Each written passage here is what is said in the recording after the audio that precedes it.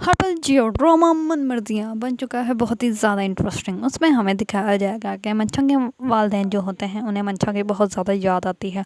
और वो सोचते हैं कि हम मंछा से मिल आते हैं। उन्हें ऐसा लगता है कि मंछा की जो है अभी डिवोर्स नहीं हुई और मंछा जो है अपने घर पे ही है, लेकिन वो सोचते हैं कि शुजा तो जो है वो जेल में है, तो उसका खर्चा कौन उठा रहा होगा। और वैसे भी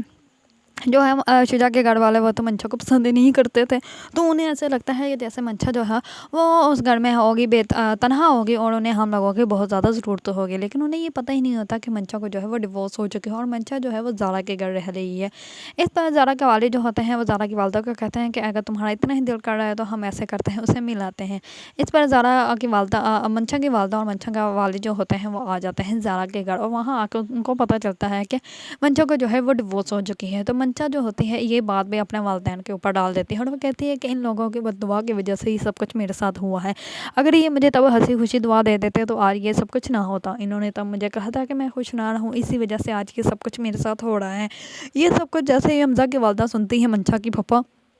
तो वो बोल उठती हैं और वो कहती हैं कि बीबी जो भी तुम्हारे साथ हुआ है और जो भी तुम्हारे साथ किसी ने भी किया है वो सब कुछ तुमने खुद किया है, बल्कि किसी ने कोई नहीं तुम्हारे साथ किया और ना ही किसी ने तुम्हारे ऊपर जुल्म किया है, ना ही तुम्हारे माँ बाप ने तुम्हें दवा दी है, बल्कि तुम्हारी खुद की हरकतों की वजह से और तुम्हारी अपनी ज़बान दराजी की वजह से ये सब कुछ हुआ है। तुमसे अपना घर जो है वो खुद ही संभाला नहीं गया और तुम जो है दूसरों पर इल्ज़ाम लगा रही हो कि दूसरों इंसान ने तुम्हारे साथ गलती की है, तुम्हारे साथ गलत किया है, तुम्हारे माँ बाप ने तुम्हें बददुआ दी है, बल्कि ये तो सब कुछ तुमने खुद किया है। अपनी ज़ुबान को अगर तुम कंट्रोल रखती और तुम्हें अगर पता होता कि घर कैसे बसाए जाते हैं तो तुम आज अपनी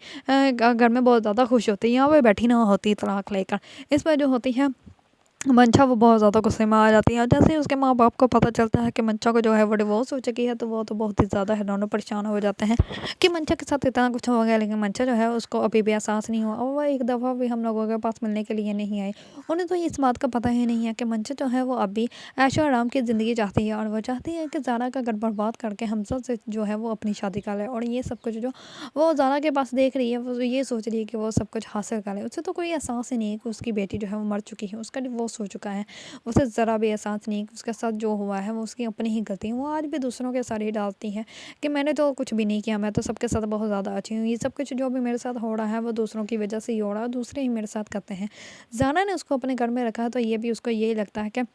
ज़ारा ने जो है वो हमजा के साथ शादी कर ली थी और मेरे साथ गलत किया था, इसीलिए वो अब हर जाना भुगत रही है। वो ये सब मुझे इसलिए वो अपने घर लेकर आई है कि वो अपनी गलतियों की सज़ा जो है वो कम कर सके, क्योंकि उसने जो है वो मेरे साथ गलत किया था, जबकि मैंने तो उसके साथ कुछ भी गलत नहीं किया था, मैंने तो सब कुछ ही अच्छा किया था। उसे आज भी एहसास नहीं हो रहा कि उसी ने ही सब लोगों की ज़िंदगी में तबाही मचाई हुई है और उसी की वजह से सब लोग जो हैं वो इतने दुखी हैं। अगर आप लोगों को ड्रामा मन मर्जियाँ पसंद है और उसके बारे में न्यू न्यू अपडेट जानना चाहते हैं तो मेरे चैनल को लाइक कमेंट एंड सब्सक्राइब करना मत भूलिएगा।